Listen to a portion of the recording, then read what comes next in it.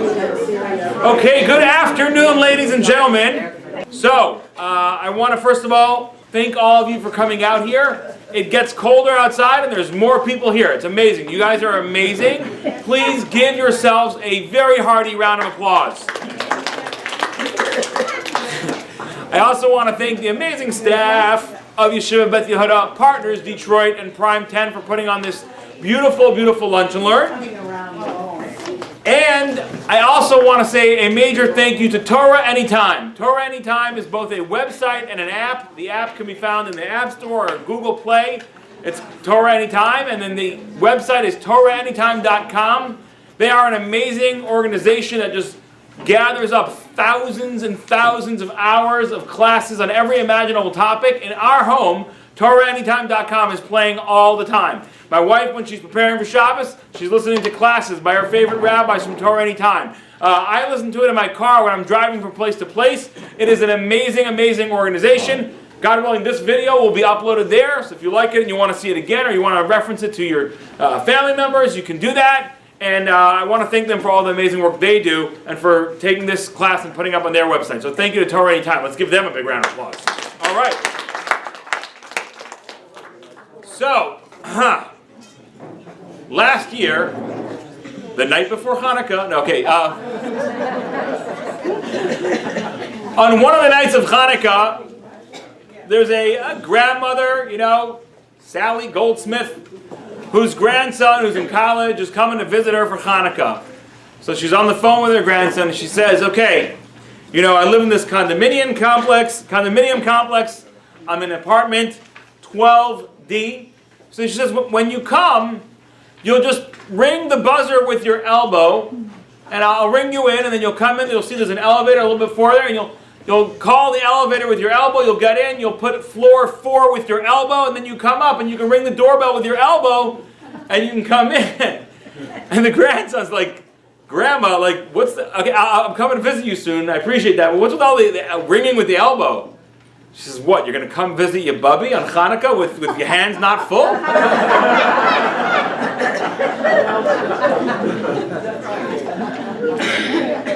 Alrighty, so let's talk about Hanukkah. And what we're going to try to do today is that we're going to try to understand how Hanukkah holds the key to sort of, really, the joy of all of our lives. We're talking about a significant increase in the joy of your life, God willing, if Hanukkah is done right.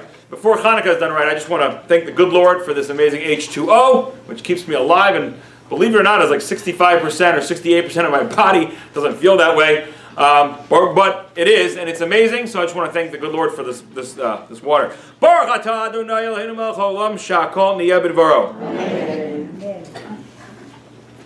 So we're going to start off with a bunch of questions, and then we're going to get to the fundamental answer, and then we'll go back and trace all our questions and see how the answer answers all our questions, and then we'll get the main message of Hanukkah, or one of the many main messages of Hanukkah.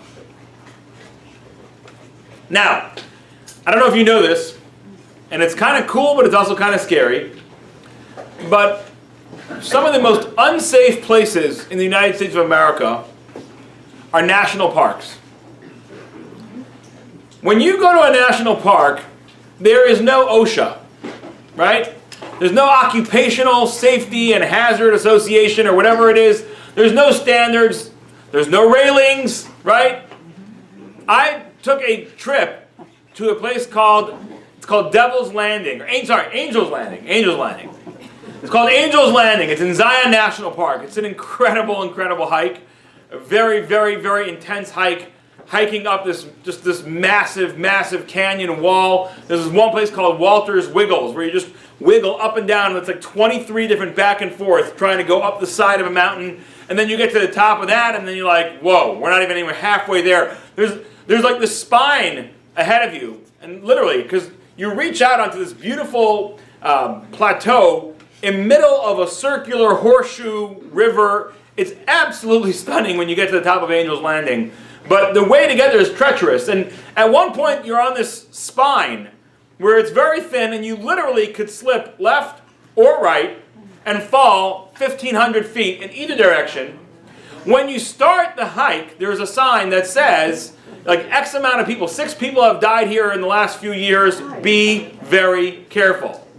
And every year, I mean, literally, like last year, there was another person who died on this hike. So the national parks, to their credit, by the way, they say this is nature. We're not going to start putting up fences and guardrails. There are certain areas on the Angels Landing hike. There's one area where they have chains that are anchored into the bedrock that you can hold on to, and trust me, I held on to them for dear life, right? But the idea is this is nature. This is wild. You want to enjoy nature? Enjoy it the way it is, and be careful. Be smart. Be careful. We're not going to babysit you the whole way, So enjoy at your own risk, right? So and look, you hear stories all the time. People take, foolish risks.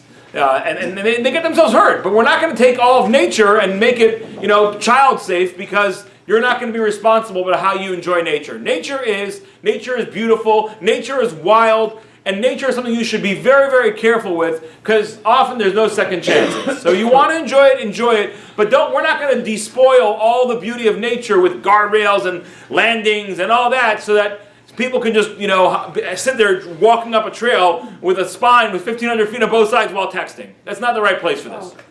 So, imagine you walked into a factory, the Ford factory, and it says, please be very careful. 6 people have died here in the last 2 years. That wouldn't happen, right? They'd be shut down in a second, right? So, you're going up Angel's Landing. And there's 1,500 feet on either side of you. Straight down. And you somehow lose your footing. I mean, another friend of mine, by the way, was hiking somewhere else in Utah, and it was already snowy and slippery, and literally he started slipping down, and he would have fallen directly to his death had not another friend of mine managed to just grab him and literally pull him back to life. Yeah, it's crazy. Anyway, Angel's Landing is not that dangerous, meaning you got to be careful. But this guy's being careful. Something happens, whatever it is, he starts slipping, he's falling out. He's like, no! And then suddenly, as he's falling, there's like this little stubborn little tree that's sticking out of the canyon wall. And it catches him. And he's holding on. He's like, thank you, God. Thank you, God, thank you. And suddenly the branch breaks.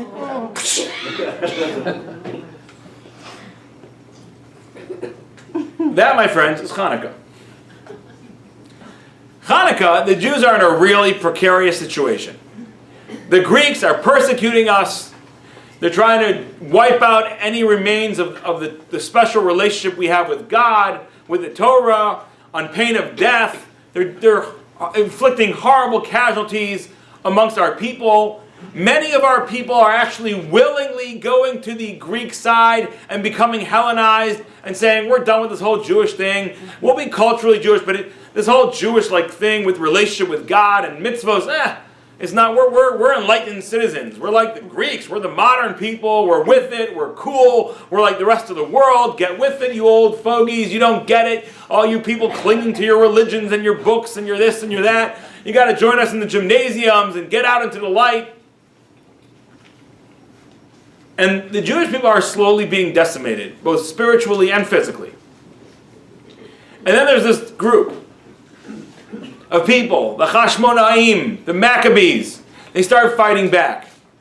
And they win these incredible victories. Rabim biyad miatim.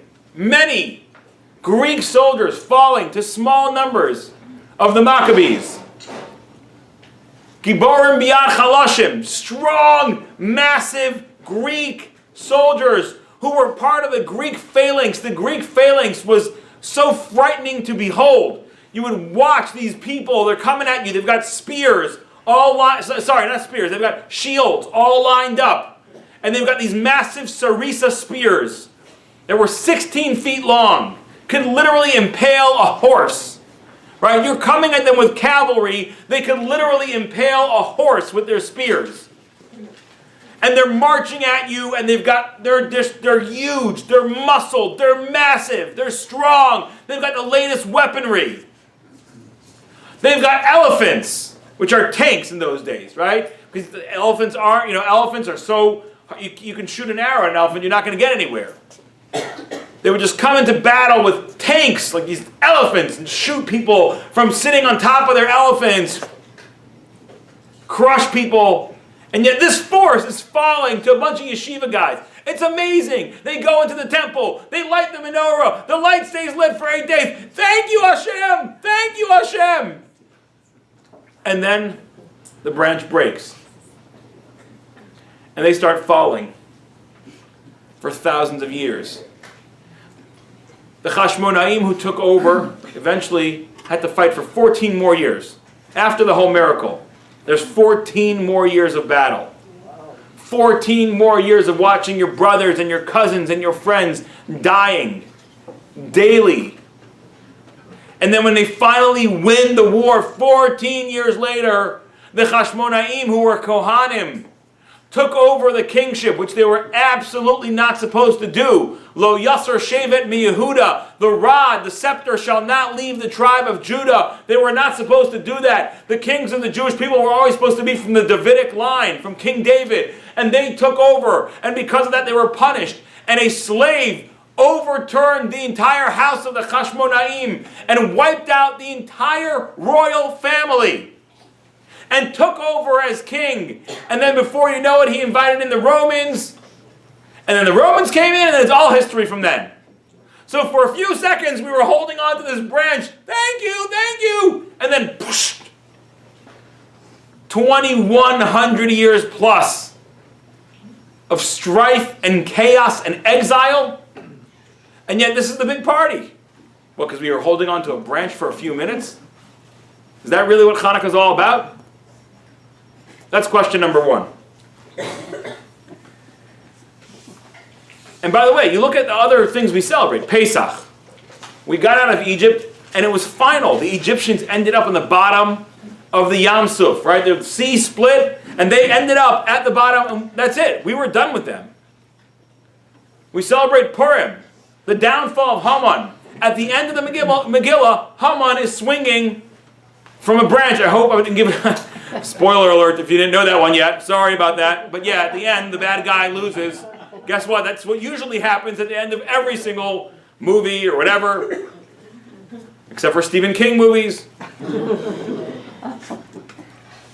So, Haman is swinging from the tree.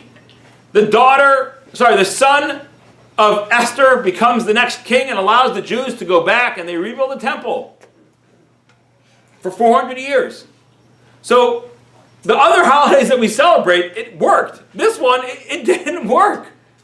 We won some battles. Yeah. And we lit the menorah, and it lasted for 8 days. Yeah. But then, the branch broke, and we've been tumbling and stumbling around ever since. In this long and dark exile. So what exactly are we celebrating? Next. Mystically, Hanukkah is placed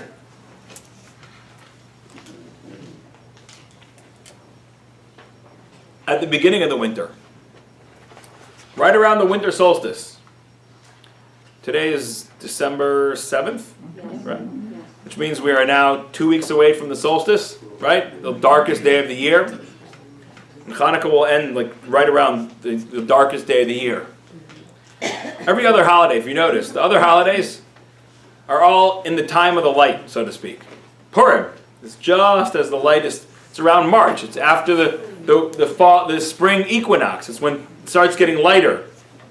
And Pesach is the spring. It's light, and Shavuos is light. Everything's light. Hanukkah is dark, right around the darkest time of the year. What exactly are we supposed to take with us? What tool am I supposed to take with me from Hanukkah to make it through the long winter? You know, everyone says, if I hear this one joke one more time, I'm probably gonna lose a good significant portion of my brain cells. All the Jewish holidays are, they tried to fight us, we won them, let's eat. Right? Have you not heard that joke at least 17 times? Right. It's more like, every Jewish holidays, they tried to fight us, we won them, let's eat, and let's say this joke for the rest of our lives.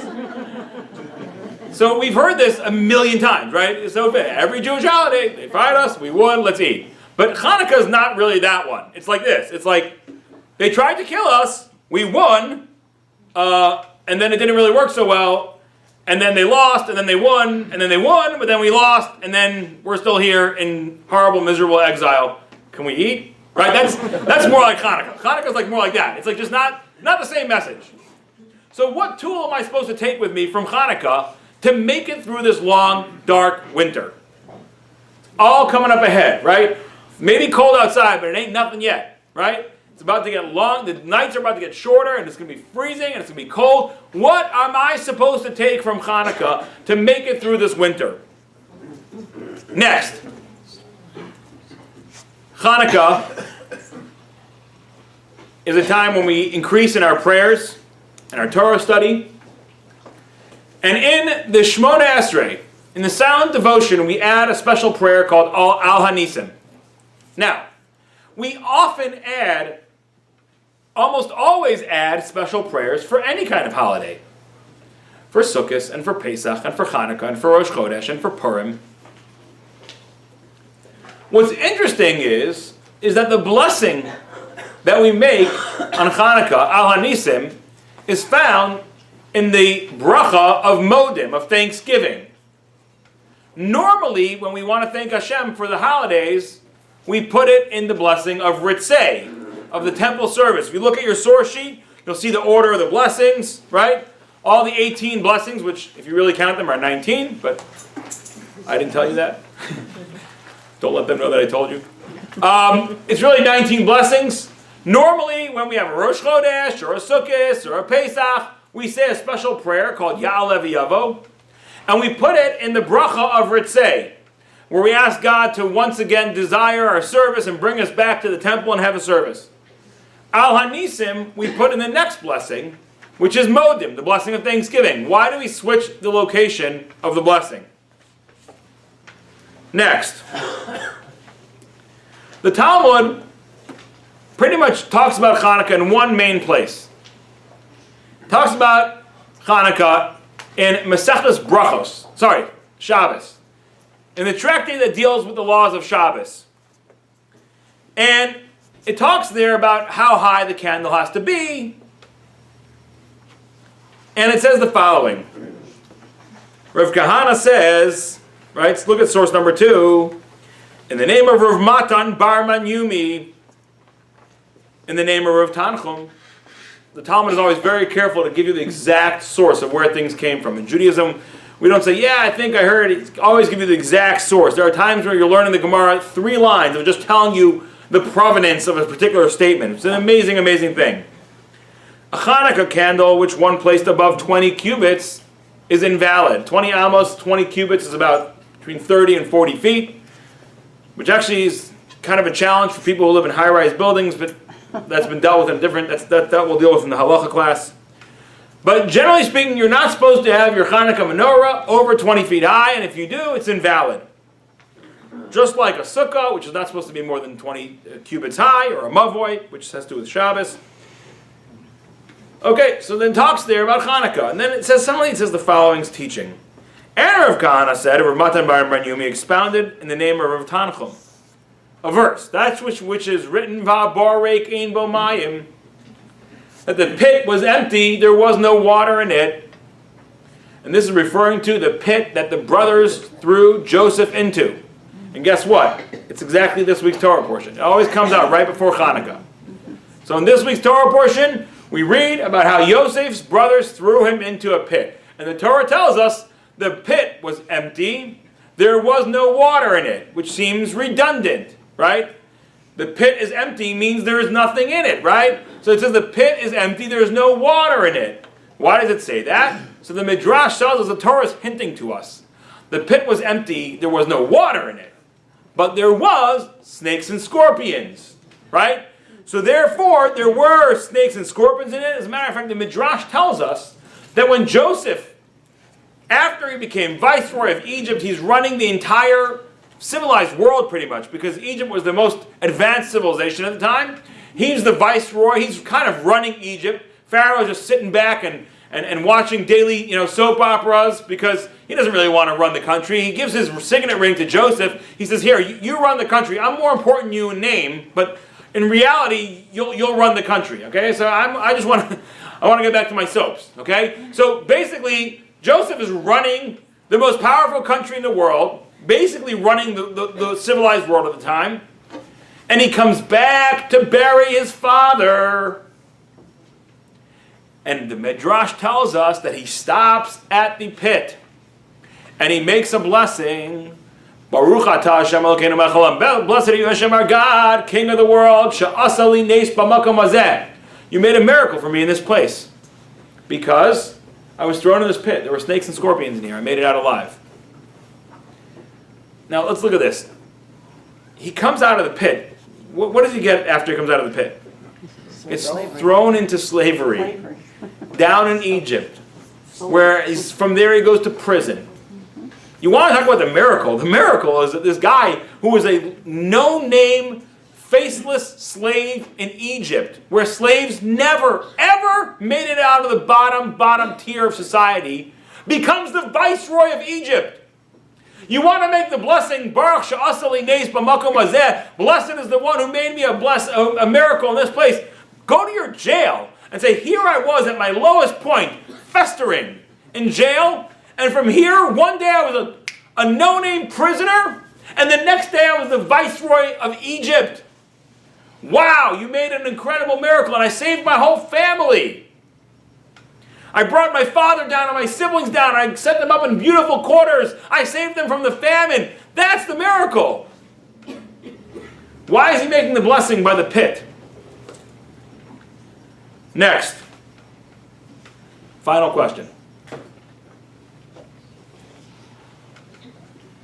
Specifically when it comes to Hanukkah, we have a concept of Persume Nisa, which means that it's incredibly important for us to publicize the miracle. Where are you supposed to put your Hanukkah menorah? In the window. And if you're living in Eretz Yisrael, where people can do it, even here in America you see it, people put it right outside their door. It's the only holiday that we celebrate outside. Your Pesach Seder does not have to be outside or in your front, by the window in front of everybody's view. As a matter of fact, a lot of families who have large families will celebrate their Seder in the basement because they have more room there. They can set up a big table or whatever it is. There's no requirement. You don't have to leave your drapes open during the Seder. No, you close the drapes. I got my family here. Sukkahs, you can build a sukkah in your backyard. Right? You don't have to build your sukkah. There's no requirement to build your sukkah out in the front yard. As a matter of fact, most people do build their sukkah in their backyard. I actually saw a hilarious video of this guy in Israel. He took a bunch of wood or whatever it was, and he built a frame, and he mounted it on wheels. So he had a sukkah that was movable. So, imagine you were to take a walker, so you walk with a walker. And you see a video. He's rollerblading down the street in Israel. Rollerblading. He's a chassid with a strival and a long bekasha. He's rollerblading and his talus on. He's rollerblading down the street with a portable sukkah rolling along with him. Is that absolutely amazing? And he's got like a special holder. So he's got like his lulav is like in like the holster, like a shotgun in the holster. It's amazing. Mi ka'amcha Yisrael. Who is like the Jewish people? There's just nobody. There's nowhere. You're not going to. This crazy. It's amazing. But we don't have to put the sukkah in the front yard. Most people put it in their backyard. All the things that we celebrate indoors. When it comes to Hanukkah, it's all about Persume Nisa. The time that you're supposed to light the candles are when everyone is out and about. High traffic times. Why are we so focused on the publicizing of the miracle, specifically when it comes to Hanukkah? Okay. That is the question section. And now to the answer section. There once was a king. And the king had a son. And the son's growing up in the palace. And to be honest with you, a palace is a pretty stuffy place for a kid. Very formal. He doesn't like it. He's always surrounded. There's guards, there's this, there's that.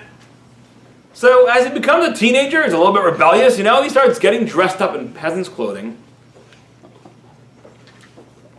He goes down to the kitchen's area, and he sees some of the peasants' clothing who are there for the work, for the day, or whatever it is. He takes off his beautiful, royal, rich clothing. He puts on the peasants' clothing. He slips out of one of the service gates, and he walks around. He treks out the countryside. To him, it's fascinating, right? Here he is. He's living in the palace. He's never seen a kitchen. And he goes to this marketplace, and people are, slaughtering chickens, and they're banging on fish, and they're selling their hawk, and they're yelling. He loves it. Smells and dirty and yelling and screaming. It's amazing. It's so not like his stuffy palace. And he starts doing it more and more frequently. And one day, he heard there's a big fair, a big celebration going on in the town. It's about a 2-hour walk. So I'm going to walk over to that town. I'm going to check it out. There's a big fair. So he's walking down the road. And from the other direction come a group of mercenaries. And what these mercenaries do is they kidnap children and sell them to slavery in foreign other countries. They grab kids, they throw them all together, they ship them far away from the country to a different country where they'll never know how to get back, and they sell them to slavery. And they see here's this little kid, right? He's just walking by himself down the road. They're like, this guy's walking. It's like, imagine the fish just going right into the shark's mouth. You're like, here we go. I'll come to you. It's amazing. So the kid just walks up. They're walking this way. He's walking this way. And suddenly the mercenaries start jumping on him and throw him in a bag. And he's yelling, let me out. Suddenly, out of the forest, arrows start flying. And all the mercenaries, boom, literally within 30 seconds, all the mercenaries are literally shot through the neck, through the heart, like they're dead. And these soldiers, these guards, come running out of the forest. And they take the boy out of the bag and say, we're so sorry, but we took care of it. Now, if the boy's an idiot, what he says is, wow, I was so lucky there was guards there today. If he's got any brain in his head, he recognizes that all this time, every single time I snuck out of the palace, I thought I was all by myself, but every single time there was guards watching me, and they gave me my space. They let me think that I'm here adventuring, but every time he was in the marketplace, there was people walking around, just keeping an eye, he never even realized it. Every time he walked on a road, there were people in the forest walking along, watching over him. So when this happens, when he gets saved on that day, it's not that he realizes, oh my gosh, today I was saved, I was lucky, today there was someone guarding me. No, he realizes that every single time he left the palace, he was always being surrounded by a protective guard that he had no idea about. So he goes back to his father and he says, Dad, you're amazing. I can't believe it. All this time, for the last year, I've been sneaking out 2-3 times a week, and you knew the whole time. And you had guards surrounding me the whole time. And you let me do my thing because you knew that was part of my growing process. I can't be thankful enough. Who knows how many other times there were people who were trying to run at me and I didn't even realize, and your men just scooped them up. I don't even know. I don't know. There could have been other times people came at me with ill intent and you just scooped them up without even me realizing.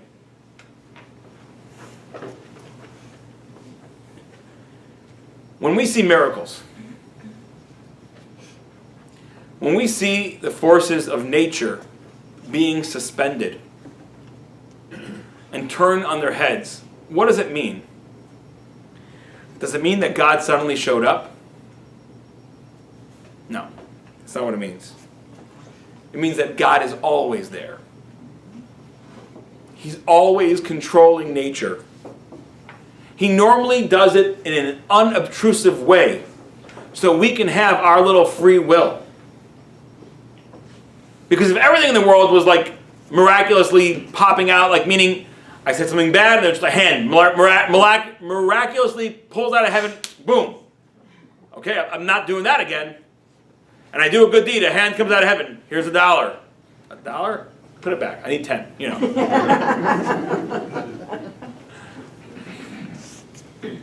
So God normally makes all the protective guard and all the miracles look very normal. So we can walk around feeling like we have our freedom, like the father of the king wants his son to feel like he has his freedom.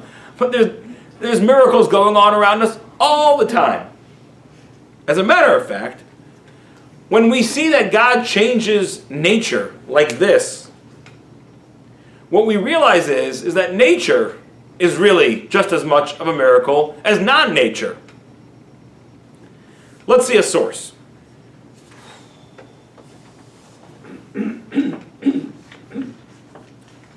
Hold on a second.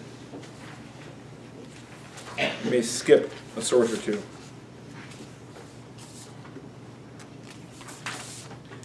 Wow. Hold on.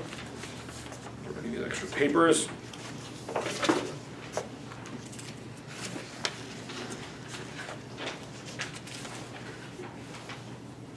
Okay, I don't know if the source sheet is in. I don't know if the story is in the source sheets. There's a famous story about a great sage known as Rabbi 1Chanuka ben Dosa.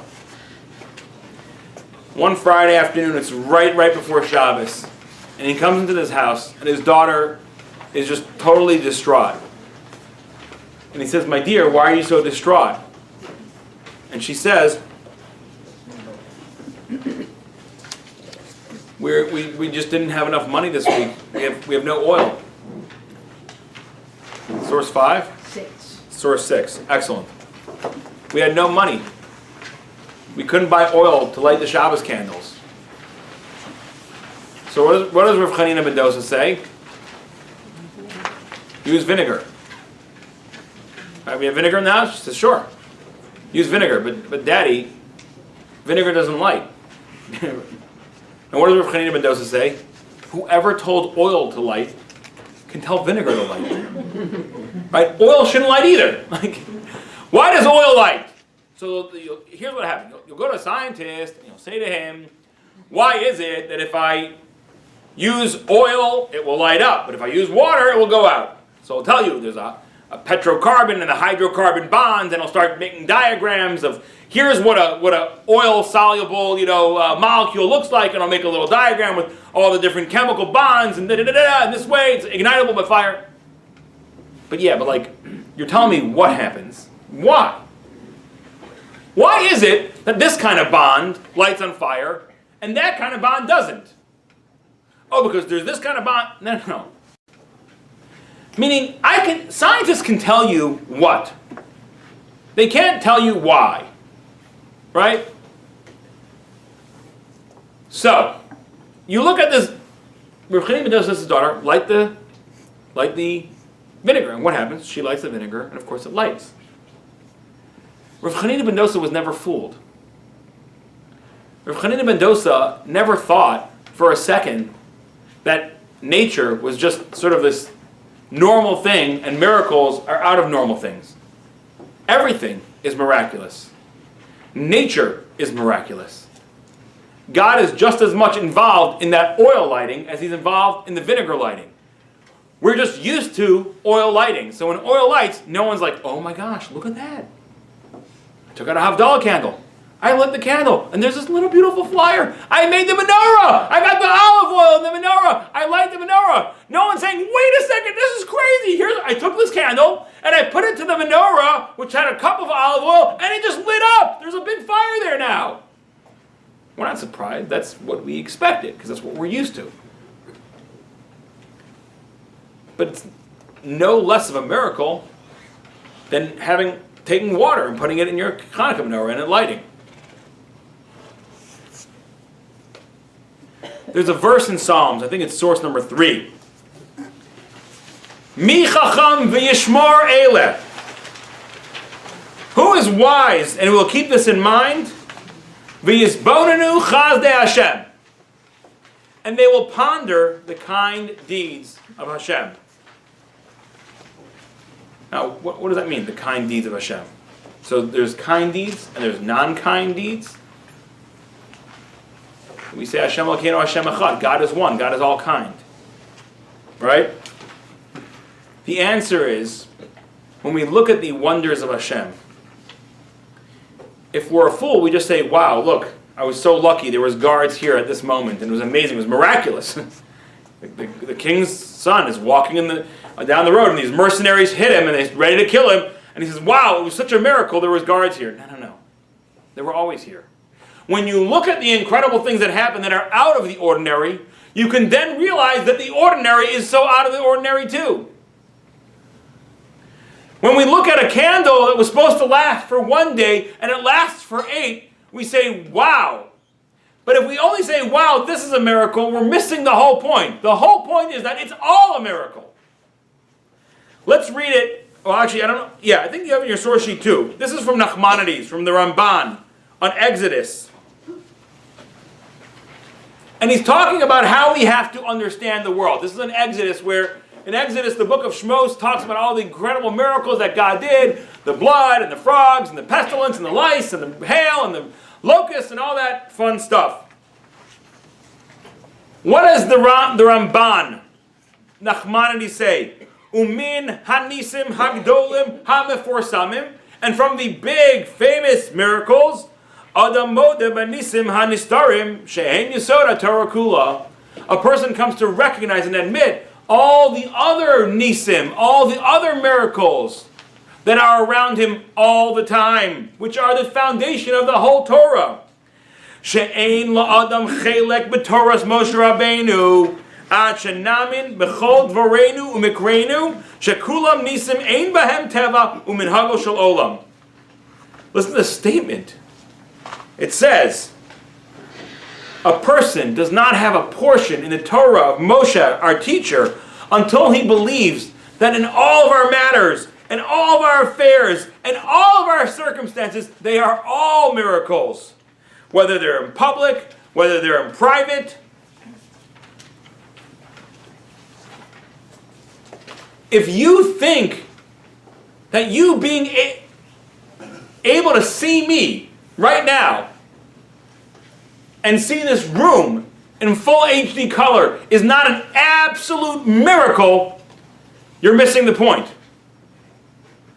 If you think it's not an absolute miracle that you go to bed at night and your body just starts doing self-cleaning, besides, of course, that in the morning you go to the restroom and you just remove enormous amounts of toxins, but your body, when you go into a deep sleep, it starts breaking down free radicals. It starts defragmenting the hard drive of your brain.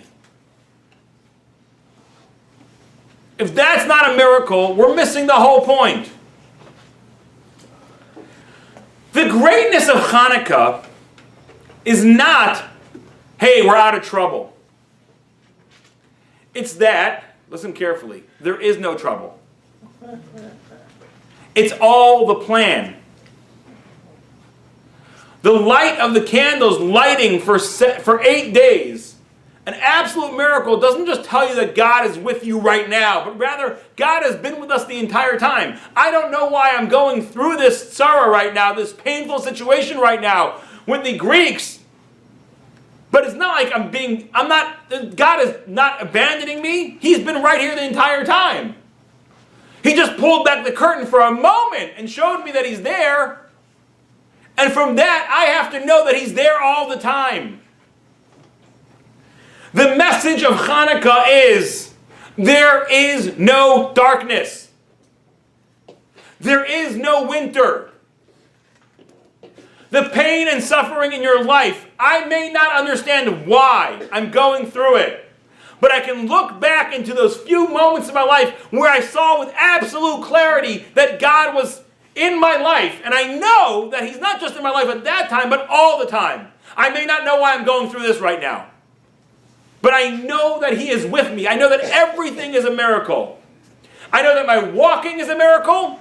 I know that all the successes that happened in my life, because I met this person, I spoke to this guy, I ended up getting this job and that job, that's a miracle, but also all the other things. And I got on the wrong train, right? People say, you always hear the stories of the miracle. This guy was supposed to go on the train, and then he was stuck in traffic, and and there's never traffic at that corner, and there was just a dead bird in the middle of the road, and he didn't get to work on time, and he missed the train, and the train had a car accident, whatever.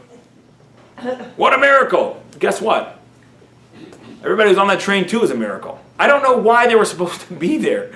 But just like God, you can see controlling that this person was not supposed to be on that train. That person was supposed to be on that train. There is no darkness. It's all the plan. I know that God is with me when He pulls back the curtain for a moment and winks at me. And then it's not like I know that He's with me for that moment. That's like a child who doesn't have any grasp of reality. I know that He's with me all the time. He's just behind the curtain. And me knowing that my Father is just behind the curtain. Always behind the curtain. Always so close to me. Always waiting to talk to me. Always waiting to hear from me. There is no light. There is no darkness. That is the message of Hanukkah. That's what's the message that can take us through 2,000 years.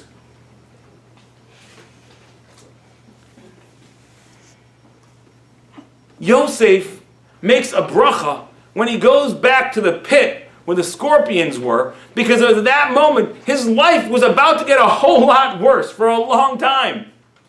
But at that moment he knew God is with me. I see your hand in my affairs. And if I see your hand in my life, then I know that whatever I got to go through, I'm going through it with you.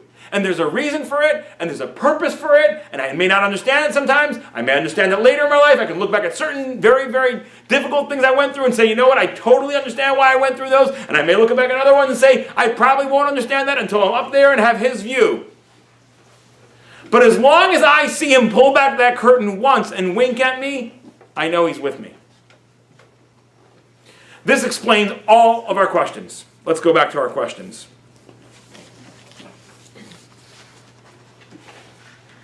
What are we celebrating? We just kept falling down the mountain. No. We're not falling down the mountain anymore. You know why? Because we're walking with God in our hand.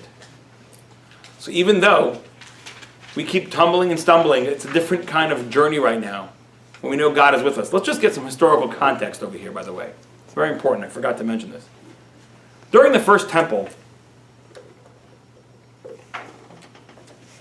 there were miracles everywhere. There were prophets everywhere. Right? We have the recordings from the most important prophets who left messages that were multi-generational messages. But the Talmud says there were hundreds of thousands of prophets. There were miracles everywhere during the first temple. During the second temple, at the same time that we lost our biggest nemesis, our biggest challenge, which was the desire for idol worship, we also lost all of our biggest benefits and aids, the miracles, the prophets, they all went away. So for hundreds of years, the Jews are wondering, like, maybe God's out of the picture. For our entire history, God has been in the picture. We know what it's like to be here in Israel. There was miracles, there was prophets, they're all gone now. So we're thinking, God left us. And we're struggling with that. And then Hanukkah, as we're falling down the mountain, God says, wait a second, guys, watch this. Wink, wink, and what? Wait a second. He's still with us. Those candles burning for 8 days. They're still miracles. He's still in our lives. He's still holding our hand. After you know that God is holding your hand, after you know that He's with you in your challenges, and you feel like you're so alone in your challenges, but you know that He's with you, it's never the same again. Because you're not trudging that pathway alone. You're trudging it with Him. It's not the correct parable to say we keep falling down the mountain. No. We start falling down the mountain, we get saved by this branch, and then we realize there's branches everywhere. God is with us everywhere. So that's the first step. And that's why this holiday is placed at the beginning of the winter. To let you know, guess what, guys? There's no winter this year. There's no darkness this year. Even when the nights are long, the days are short, it's cold outside, God is with you. He's holding your hand. He's right behind the curtain. Talk to Him. You'll see Him. He'll continue to wink at you. The more you look for Him, the more you'll see Him. If you think He's gone, you don't look for Him, you don't see Him. But when you start talking to Him and recognizing and believing He's just behind the curtain, and you talk to Him and you look for Him, you will start to see Him everywhere. A little wink here, a little wink there. 5 green lights in a row when you're in a big hurry. It's a wink. But I'm looking for it now, and I start to see it, because I realize there's no natural order to the world. When I wake up in the morning and I move my hands around, and I get up out of bed, that's miracles right there. He's winking at me. You thought about, we live in Motor City. Right? So we try to build strong, sturdy trucks, right? No more of the 70s when they were planned obsolescence and you'd get your car and by the time you drove it off the lot there was things rattling around under who knows what, gremlins all over your car, right?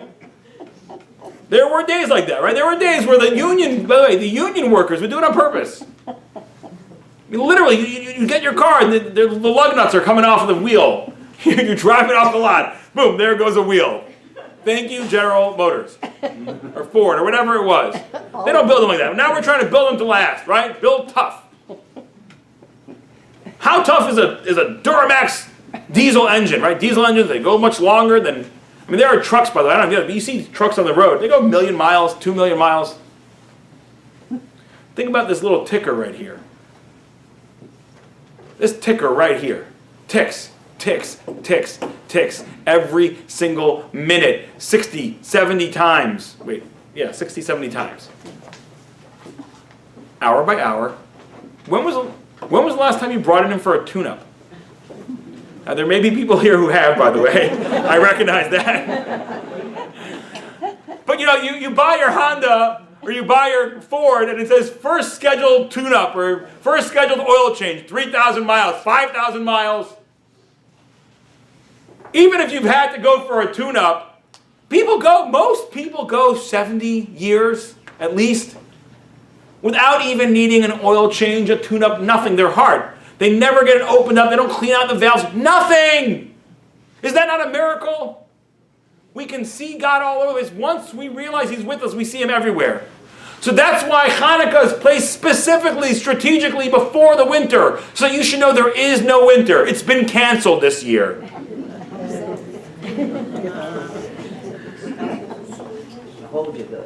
Next. Why is Al Hanisim placed in the blessing of Thanksgiving? Because what do we say in the blessing of Thanksgiving? We say, Al Nisecha Shebachol Yom Imanu. We thank God for the Nisim, the miracles that are with us every day. That is the message of Hanukkah. That's why Al Hanisim is placed in that blessing. To tell you it's all miracles. Hanukkah is a miracle. So too is your life right now. Your life right now, your existence is a miracle. Next. Why are we so focused on pursuing Nisa? On Hanukkah specifically. Why are we so focused on publicizing the miracle? What did God do for us on Hanukkah? God pulled back the curtain and showed us that He's there. He showed Himself to us. He showed His miracles and Himself to us. What do we do in kind? We show it back to the world. The Jewish people are compared to the moon. The moon reflects the light of the sun. The moon doesn't have its own light. It just reflects the light of the sun down to this world. There was just a massive supermoon a couple days ago. I don't know if you saw it. A friend of mine was down in Texas. He told me he came out at 2 o'clock in the morning. It was not like daylight, but almost like daylight. The moon was just massive, lit up. We are the moon. We're supposed to take God's light and shine it into the world. The light of Hanukkah is God saying, I've got you. I'm with you. You're not alone. Our job is to take that wink that He provided for us and shine it back into the world, which is why specifically on Hanukkah we have this obligation to publicize the miracle. So my friends,